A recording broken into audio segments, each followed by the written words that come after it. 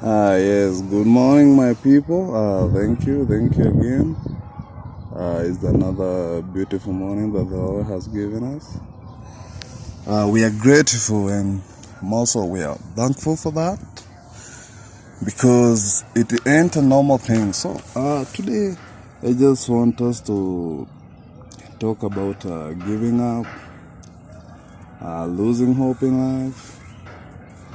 You know, like because this the reason why I've chosen to talk about giving up and losing hope in life.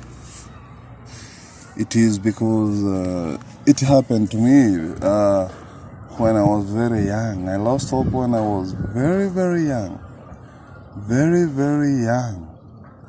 I remember I tried to commit suicide when I was still in class 5. Uh, because life was hard. Life was hard. But apart from that, life being hard, there is something that contributed to that. Because giving up is a process. Someone that doesn't just wake up and decide to give up. It's after trying to fight harder and harder, but you're getting no returns, you're making no progress. Now you decide to, there comes a time when you decide to just give up. No, I can't do this anymore. It's hurting, it's tiresome, it's exhausting.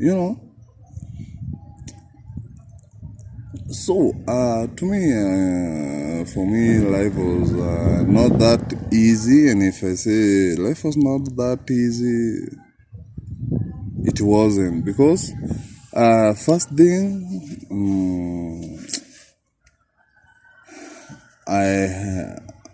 I'm a child of a single parent. I only have my mom. And it is not that they divorced. Like, I can't even know. I don't know even who is my dad.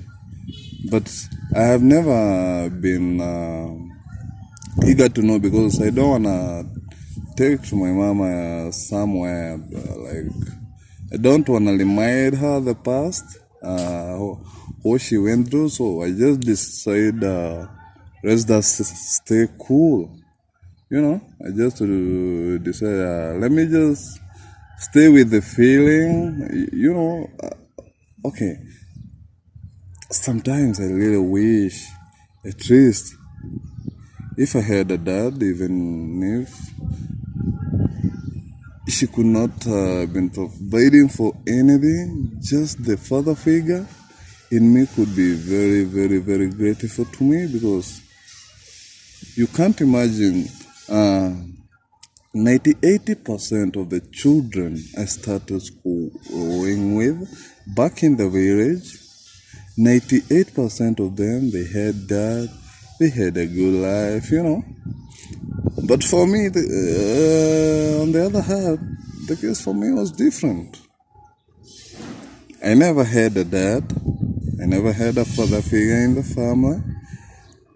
And my mama left me to my grandparents when I was still very young, to come now to the city to look for money. And the life was not easy at all. When I was schooling, I remember sometimes I could even refuse to go to school and just decide to stay out there, loitering, doing bad things. Sometimes, like, I even wonder how God changed things, because nobody thought, even in my village, that I could be who I am today. And I thank God for that, because I was very naughty. Even most of the people in the village thought I would be a big dog or a big cattle, but God changed that. I struggled with life. I just started school like normal. child like others. Uh, mm, and I started in grade one. Then no. There was no grade one. I started in pre-unit. So, in our village, we had that thing that you could never join grade one if you couldn't do this and touch your ear. So, I know most of the Kenyan know what I'm saying because many school in Kenya used to do that those times in 2000. There, 2001, I'm not that old. So I remember I did my first examination that was supposed to take me to grade one. I was number one, but just because I couldn't touch my ear this way, I had to repeat. And that's where the journey of giving up in life started. Because when I was growing up, not having a mom around, actually, I could see my mom once or twice in a year. And when she comes home, you will see her that evening. She has arrived. Tomorrow in the morning, when she wakes up, she starts doing okay, she cleans up herself and she went out now to the nearest town to have friends, to have a chat, so blah blah blah. And then the evening of that same day, remember she came yesterday night. She's claiming she want to go back to Nairobi, and I was like, Mom, really? Really? I remember, okay, I did the next exam that came. I passed well. I was somehow genius because I was not that good in reading after the teacher is out of class. I never believed in that. I'm the kind of those guys who believed I'm only supposed to learn when the teacher is in class, and beyond that, no me, really no me. And so I remember I was in grade 4, and it was around June when my mama came home. It was in the midst of the year, so from last December last year, she has decided to come and visit us, me and my grandmas and my grandpapa at home at the midst of the year. Those are 6 good months, almost 7. But let's call it 6 because she used to come around Christmas time, so it's almost like January. So let's not count that month. So 6 months, you don't have a dad. you the mother that you have is not around, and the people who you have around you, they are so violent to you that you are finding it hard to stay with them. So once I was in grade 4. Normally in Kenya we call it class 4. And my mama came, and the next morning she claimed that her boss has called her, and she's telling her to resume to the job immediately. She will get an off another day. And I was like, Mom, really? You wanna go back? And she told me that she had nothing she could do about it. So, and who am I? I was very young, so I would just cry and let it go. And I just go back to my normal life. But this time around, it wasn't normal. Because I remember when we were on the way, giving her a push, waiting for her to board a matatu back to Nairobi and for me to say the last goodbye. At some point, I asked her, "Mom, and what makes someone to so much lose hope in life that he got to an extent of wishing to commit suicide?" And my mom told me, "I don't know. Tell me why." I told her very well, "Mom, maybe," and I'm just saying maybe it's because the people around him or the people he loves doesn't give too much attention. You know, at some point you feel so desperate in life and you are like, was I meant to live in this world this way?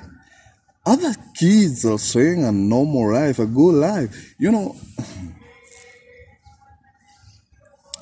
And I told her, some point, someone feels so desperate that he gets no importance of living in this world no more. You better die than to be that's so desperate. It's like living in this world alone. And my mama said, "Yeah, good answer." And then she asked me, "Why have you asked that?" And I just saw her. It was just a by the way. It was just a by the way. I just felt eager to know. You know, there are a lot of people committing suicide out there, and I really wonder why. Why? And that's we cut that story there, and it never became a discussion. And she boarded a matatu. She went back to Nairobi. I was left with my old people here, and the life goes on. So they came. That year ended, and then now the then year that arrived, I was joining grade 5, and that pressure of desperateness was still with me. So that thing, it was increasing slowly by slowly. Remember, my mom, we met last year in the midst of the year. It was on June, and that same time is the time we had a discussion of why, like, someone goes to a point of feeling like he or she want to commit suicide. And when I joined the grade 5, I felt no, because from my old days I wasn't getting like food. I was getting food, but it couldn't satisfy me, because a normal day you're supposed to have at least 3 meals, or 2 will do. But for me, I was having 1.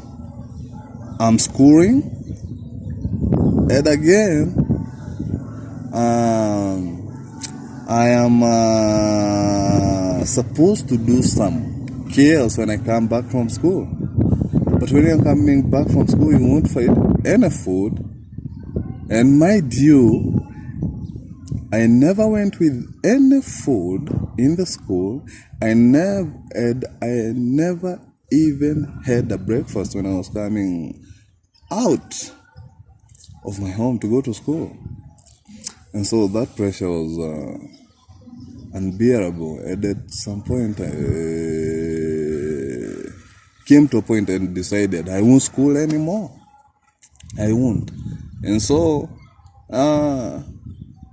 every morning I could come out very well with my uniform, because my grandmama was the one who was used to milk the cow in the morning. So she was waking me up when she's on her way to milk the cow. I could prepare myself and then go to school. So I won't have breakfast. I never went to with food, any food with me in school. So like the life was so hectic and I couldn't bear that anymore. Join me for part 2. This story is long and I think we should share it. Join me for part 2. It's coming. It's coming. Like for real, it's coming.